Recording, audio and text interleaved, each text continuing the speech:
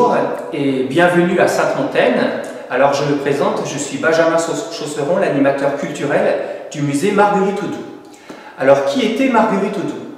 Eh bien Marguerite Audoux a reçu le prix Femina pour son tout premier roman en 1910, donc son premier roman qui est intitulé Marie-Claire, un roman autobiographique dans lequel elle raconte son enfance et son adolescence. Alors avant de connaître ce succès littéraire en 1910, Marguerite Audoux, elle a connu plusieurs vies. Elle a tout d'abord été orpheline à Bourges, ensuite bergère à Sainte-Montaine, puis couturière à Paris. Donc notre musée retrace toutes les vies de Marguerite Audoux de façon chronologique, de sa naissance à Saint-Ouen dans le Cher jusqu'à son décès à Saint-Raphaël dans le sud de la France. Alors, à Sainte-Montaine, notre musée existe depuis seulement 2015, donc comme vous pourrez le constater si vous avez la chance de le visiter, la muséographie est assez moderne. Vous avez les documents à lire et à regarder, donc jusque-là c'est assez classique pour un musée, mais pas seulement. Vous avez également des documents à écouter. Par exemple, avec ces écouteurs, vous pourrez entendre des extraits issus de l'ouvrage Marie-Claire. Vous avez également à votre disposition des effets lumineux, puisqu'en appuyant sur des petits boutons rouges, des écritures apparaîtront. Toujours des extraits, bien entendu, de Marie-Claire, l'œuvre phare de Marguerite Audoux. Vous avez également des petites sculptures en papier qui recréent des scènes issues de Marie-Claire. Dans notre salle, vous avez également un écran tactile où vous pouvez consulter toutes les lettres écrites par ou pour Marguerite Audoux. Et enfin, deux films sur grand écran sont à votre disposition. Un film de présentation au tout début de la visite et en conclusion, il y a un film qui va vous présenter toutes les personnalités liées à Sainte-Montaine, car non, il n'y a pas que Marguerite Audoux. Alors, avant chaque visite, nous proposons au public un petit film de présentation qui va vous donner envie, je suis sûr, de visiter plus amplement notre beau musée. Et voici la vidéo en question.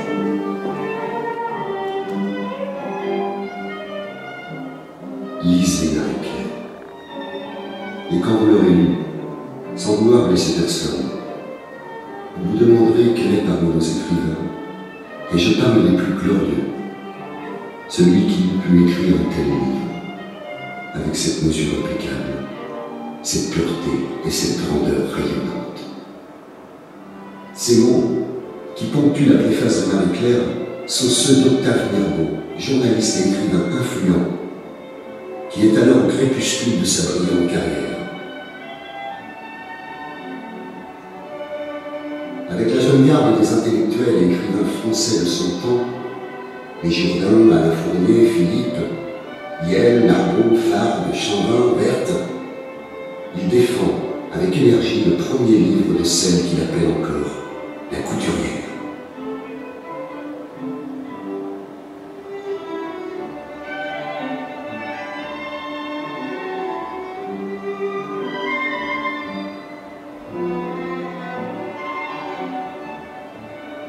Prix Goncourt, prix Femina Vie Heureuse, pour eux ce n'est pas un, mais les deux prix que Marguerite Audoux, née Don Quichotte, mériterait de recevoir.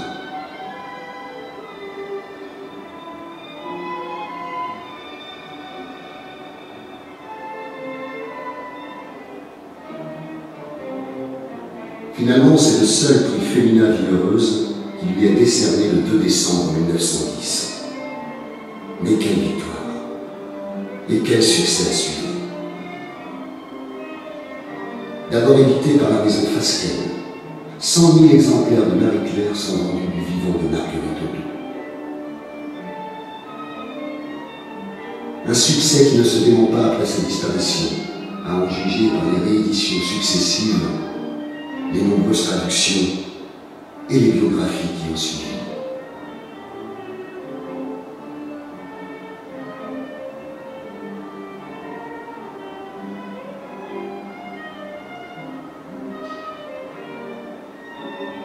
Lorsque Marguerite Audoux meurt le 31 janvier 1937, à Saint-Raphaël dans le Var, de nombreux journalistes sont encore là pour rappeler le destin étonnant de cette petite orpheline devenue bergère, puis couturière.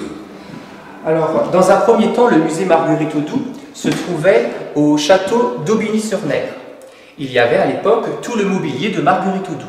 Et en 2015, ce même mobilier a été transféré à Sainte-Montaine pour refaire le musée Marguerite Audoux avec une muséographie modernisée.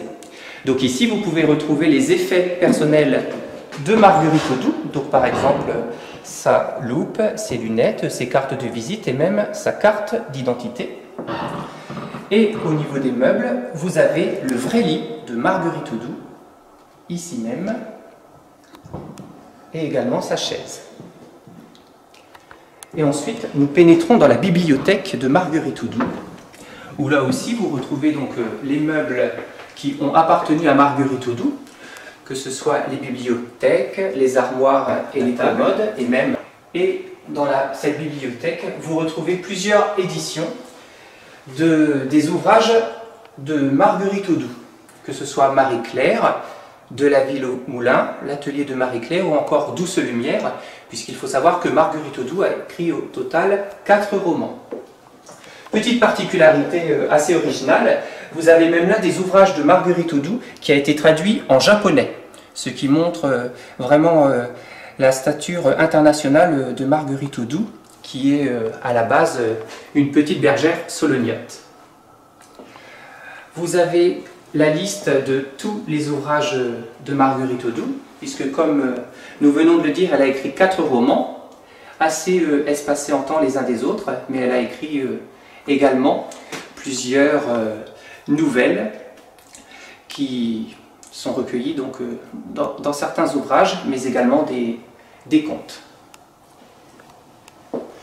Dans notre communauté de communes Sauldre-et-Sologne, nous avons la chance d'avoir une littérature très riche. Il y a Marguerite Audoux, comme vous l'avez compris, à Sainte-Montaine, mais pas seulement. Nous avons également Maurice Genevoix, qui a écrit Rabelais.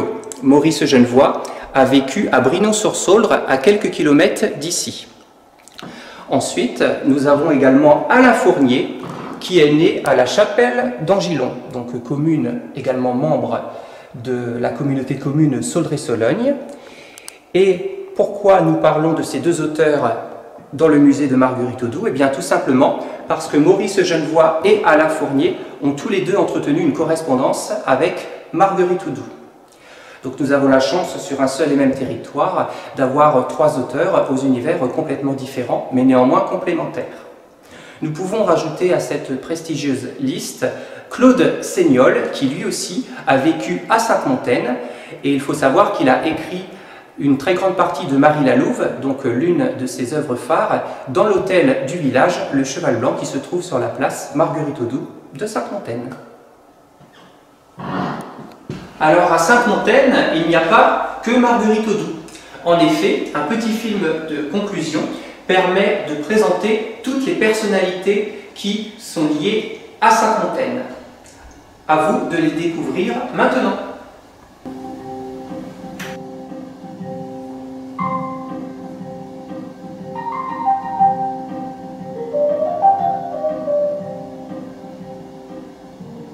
Ce matin, nous avons pensé que la forêt que nous avons traversée était celle de Marie-Claire.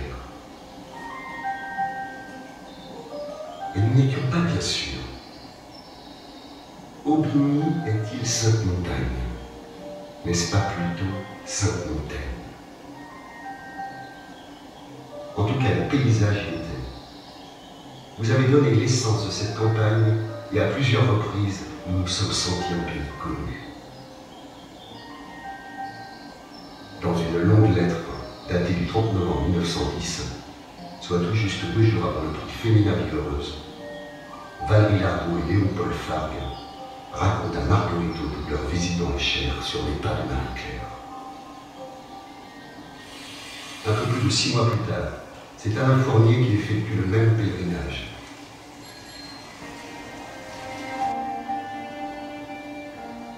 Alors que Marguerite Audoux avait fait le choix d'en maquiller le vrai nom, le village de Sainte-Montaine prend chair sous la plume de ses amis qui s'émerveillent à leur tour devant la simplicité et la beauté des paysages. Leur valise à Sainte-Montaine, il en est un qui avait un goût tout particulier pour ses contes et légendes. Cet écrivain du fantastique, comme le qualifient ses admirateurs, s'appelle Claude Seignolle. S'il a puisé dans la culture populaire de toutes les provinces de France pour nourrir son œuvre immense, le séjour de Seignolle à Sainte-Montaine lui a inspiré plusieurs ouvrages essentiels de sa bibliographie.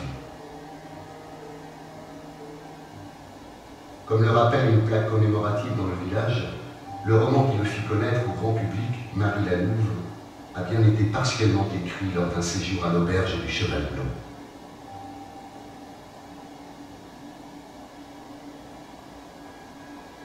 Si l'on peut affirmer que cela n'est pas une légende, l'on pourrait s'amuser de tous ces visiteurs de marque ou de toutes ces personnes hors du commun qui ont posé leurs valises à Sainte-Montaine. Alors la visite du musée est finie, donc vous avez la possibilité, si vous le souhaitez, de retrouver donc quelques articles de notre boutique.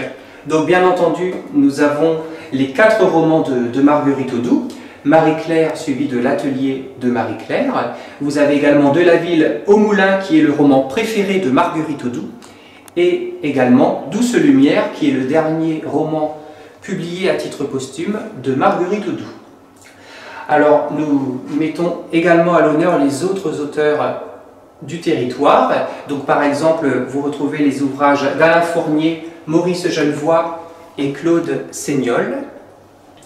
Et en parallèle, vous avez également quelques produits dérivés liés à notre musée. Donc vous retrouvez les petits calepins du musée Marguerite Audoux, les stylos, les enveloppes, et vous avez même les casquettes du musée Marguerite Audoux, sans oublier nos mugs.